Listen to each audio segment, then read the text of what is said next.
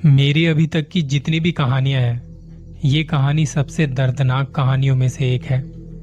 अगर आपको सच बताऊं तो मैं इस कहानी को रिकॉर्ड करने में डर रहा था।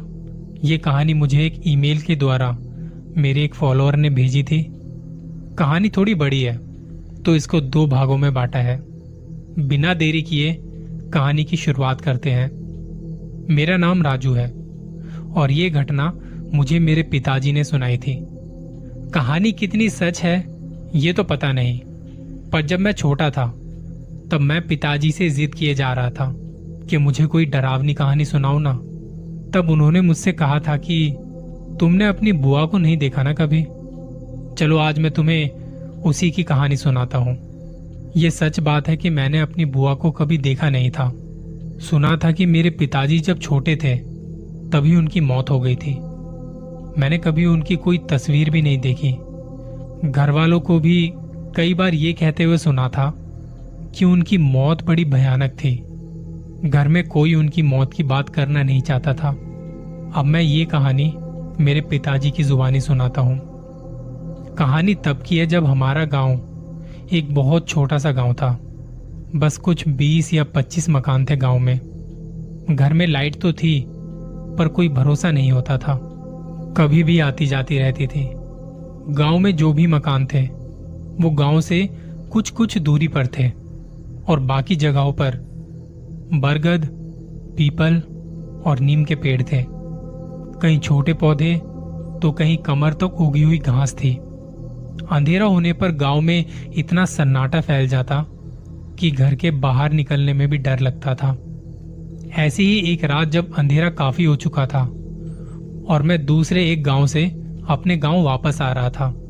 रास्ता थोड़ा कच्चा होने की वजह से चलने में तकलीफ हो रही थी, तो मैं रास्ते को ढूंढता हुआ और आसपास देखते हुए आगे बढ़ता जा रहा था। रास्ते में गांव वालों ने कुछ लाइटें तो लगाई हुई थी, लेकिन हमेशा की तरह वो आज भी बंद थी। अंधेरा बहुत ज्यादा था, पर फिर भी आंखों को अंधेरे की आदत पड़ने के कारण थोड़ी थोड़ी जगह नजर आ रही थी। सामने कुछ कुछ नजर आ रहा था। सन्नाटा इतना था कि हर तरफ झींगू की आवाज सुनाई दे रही थी। मैं हर एक आहट को सुनते हुए गांव की तरफ बढ़े जा रहा था। चलते चलते मेरा गला तक सूख चुका था। कभी कभी हम लोगों के बीच काफी बड़ी बड़ी बातें करते हैं। कहते हैं कि मैं किसी से नहीं डरता, लेकिन असली डर का एहसास तो ऐसे में होता है।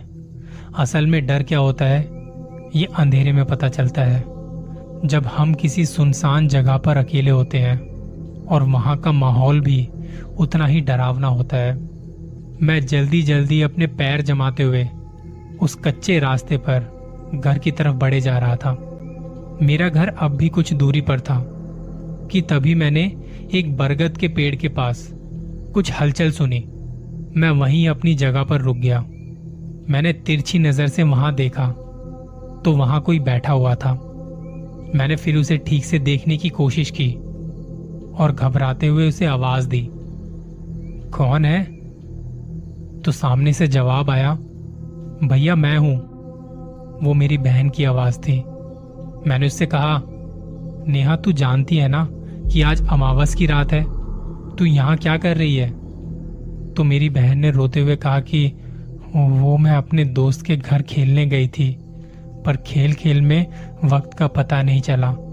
अंधेरा होने पर वो उनके घर से तो निकली थी, लेकिन किसी आवाज को सुनकर डर के मारे यहीं पेड़ के पीछे छुप गई। जब मैंने उसे हाथ लगाया तो वो डर के मारे बहुत बुरी तरह से कांप रही थी। तब मैं उसे पकड़ते हुए घर ले गया। वो डर रही थी कि कहीं माँ को पता ना चल जाए, वरना माँ बहुत मारेगी।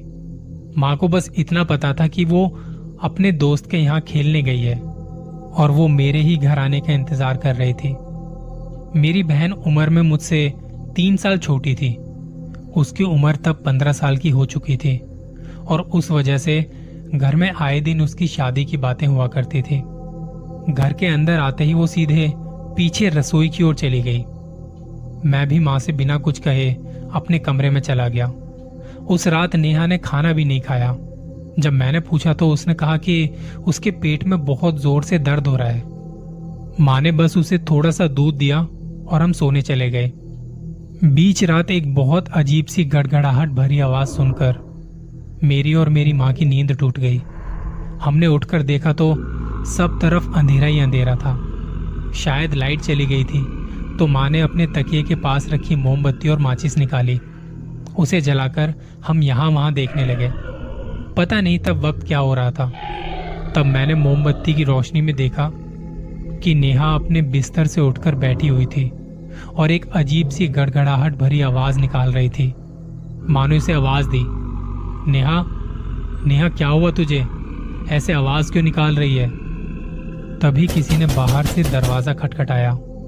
हमें लगा शायद पिताजी आए होंगे, लेकिन मैं अपने बिस्तर से उठता उससे पहले नेहा बिना कुछ कहे अपने बिस्तर से उठ के दरवाजा खोलने चली गई। मैंने अपने बिस्तर से उठते हुए उससे कहा, नेहा क्या कर रही है? रुक, मैं दरवाजा खोलता हूं। लेकिन तब तक उसने दरवाजा खोल भी दिया था और वो सीधा घर के बाहर चली गई। मैं कुछ समझ नहीं पाया कि उसने ऐसा क्यों किया। माँ भी उसकी यह हरकत देखकर थोड़ी घबरा गई थी। मैंने लालटेन जलाई और उसके पीछे पीछे चला गया। चलते चलते सीधे उस बरगद के पास जाकर रुक गई वो। मैंने उससे कहा कि नेहा, तू सच में पागल हो गई है क्या? ये क्या वक्त है यहाँ पर आने का? उसने उसी गड़गड़ाहट भरी आवाज में कहा, मुझे भूख लगी है, मुझे मांस चाहिए। एक पल के लिए तो मेरे रोंगटे खड़े हो गए। मेरी माँ पीछे दरवाजे पर खड़े होकर हमें ही देख रही थी। मुझे एक बात समझ नहीं आई कि बाहर तो कोई भी दिखाई नहीं दे रहा था, तो फिर दरवाजा किसने बजाया था? लेकिन तब मैं उस काले घने अंधेरे में और घने सन्नाटे में किसी आहट को महसूस कर पा रहा था। मैं नेहा को खींचते हुए घर ले गया और माँ से कहा कि उसे बहुत भूख लगी है और शायद इसी वजह से नींद में उठकर वो बाहर चली गई थी। माँ ने उसे खाना दिया, लेकिन नेहा ने रात भर उल्टियाँ की। उसकी तबीयत सच में खराब थी। दूसरे दिन मैं उसे पास के गांव में एक सरकारी अस्पताल में लेकर चला गया। वहां उसे दिखाया और दवाइयां लेकर हम वापस घर आ गए। पिताजी शहर के कारखाने में काम किया करते थे, तो ज्यादातर वो रविवार को ही घर आते थे और तब तक घर की सारी जिम्मेदारी मुझ पर रहा करती थी। उस रात के बाद से नेहा अब थोड़ी चुपचाप सी रहने लगी थी। दिन भर वो काफी शांत रहती थी, लेकिन रात होते ही उसमें बहुत अजीब से बदलाव देखने को मिलते। माँ का पूरा दिन तो घर के कामों में, खेतों में निकलता था, तो वो सब उसे इतना नजर नहीं आता था, पर मैं सब समझ रहा था कि कुछ तो बहुत गलत हो रहा है। उसे बीच रात भूख लगने लगती थी। कुछ खाने को दो तो उल्टियां आनी शुरू हो जाती थी। पिछले 3-4 दिनों से उसे ये तकलीफ हो रही थी और अब तो उसे कई बार दिन में भी उल्टियां आनी शुरू हो गई थी। माँ को भी रात में जागना पड़ता था। उस वजह से माँ की भी तबीयत खराब हो गई थी। एक रात नेहा को हर रात की तरह उल्टियां आने लगी थी, तो माँ भी जल्दी से बाहर नहीं गई। नेहा उल्टियां करते हुए दरवाजे के बाहर बैठी हुई थी। बहुत वक्त हो गया था, लेकिन वो अंदर नहीं आई। तो कुछ वक्त बाद माँ उसे देखने के लिए उठकर बाहर चली गई। वहां कुत्ते भौंक रहे थे। देखा तो नेहा दरवाजे के पास बेहोश पड़ी हुई थी। कुत्तों के भौंकने की आवाज लगातार आ रही थी। माँ ने जल्दी से मुझे जगाया। मैं और माँ दोनों उसे उठाकर घर के अंदर ले आए। तब माँ ने जल्दी से हॉस्पिटल जाने को कहा। आस पड़ोस के लोगों को लेकर मैं उसे उसी वक्त हॉस्पिटल ले गया। सुबह तक उसे होश नहीं आया, लेकिन अचानक से दोपहर को वो अपने बिस्तर से उठकर बैठ गई। मैं तब एक कोने में बैठा उसकी हरकतों को देख रहा था। वो किसी से कुछ बात नहीं कर रही थी, बस शांत चुपचाप बैठी हुई थी, लेकिन उसकी नजर किसी चीज को घूर रही थी। मैंने उस तरफ देखा जिस तरफ नेहा देख रही थी। बहुत देर से घूर रही थी, तो वहां खिड़की में एक कौवा बैठा हुआ था। वो उसे घूरते हुए बहुत अजीब तरीके से हंस रही थी। उसी दोपहर उसे हॉस्पिटल से डिस्चार्ज दे दिया गया था। हम अंधेरा होने से पहले घर पहुंच गए थे। उस रात भी नेहा ने ज्यादा कुछ नहीं खाया। रात के वक्त मैं खाट पर सो रहा था कि बीच रात मेरी कौवों की आवाज से नींद टूट गई। ये बहुत अजीब बात थी, क्योंकि रात के वक्त कभी कौवे या कोई पंछी आवाज नहीं करते। मुझे लगा कोई जानवर आ गया होगा, मैंने खिड़की से बाहर झांक कर देखा तो नेहा घर के आंगन में बैठी थी। वो शायद पूर्णिमा की रात थी और अंधेरा होने के बावजूद भी सब साफ साफ दिखाई दे रहा था। मैं उठकर कमरे से बाहर गया तो माँ आराम से सो रही थी। घर का दरवाजा खुला था और मेरी बहन नेहा घर के आंगन में बैठी हुई थी। वो इतनी रात को वहां क्या कर रही थी पता नहीं। मैं उसे देख नहीं पा रहा था क्योंकि उसकी पीठ मेरी तरफ थी। घड़ी में देखा तो रात के 2 बज रहे थे। मैंने दरवाजे से उसे आवाज दी, लेकिन उसने मुड़कर मेरी तरफ देखा तक नहीं। तो मैंने दोबारा से उसे जोर से आवाज दी, नेहा, इतनी रात को बाहर क्यों बैठी है? वहां क्या कर रही है? और फिर उसने पलटकर मेरी तरफ देखा और वो मुझे चुप रहने के लिए कह रही थी। मैंने देखा कि उसने अपने दोनों हाथों में एक मरा हुआ कौवा पकड़ रखा था और वो उसके मांस को अपने दांतों से नोच नोच कर खा रही थी, किसी जानवर की तरह। वो देख मेरी फिर से आवाज देने की हिम्मत नहीं हुई। मैं माँ को जगाना तो चाहता था, लेकिन सोचा कि माँ को जगाया तो वो भी खामखा ये देख के डर जाएगी। उन दोनों को संभालना मेरे अकेले के बस में नहीं था। अगले ही दिन पिताजी घर आने वाले थे, तो सोचा कि पिताजी को सब बता दूंगा। ये सोचकर मैं फिर से अपने कमरे में चला गया और चुपके से खिड़की के बाहर देखने लगा। कुछ वक्त बाद नेहा धीमे कदमों के साथ घर के अंदर आ गई। अंदर से दरवाजे को बंद किया और वो सीधे बाथरूम में चली गई। मैं बस चुपचाप उसकी हरकतों पर नजर रख रहा था। तब मुझे अंदर से पानी की आवाज सुनाई पड़ी। कुछ ही देर में वो बाथरूम से बाहर की ओर आ गई और कमरे के एक कोने में लालटेन थी, उसे बुझाने लगी। लेकिन लालटेन को बुझाते हुए उसने बिना देखे गड़गड़ाती आवाज में कहा, मुझे घूरना बंद कर और सो जा।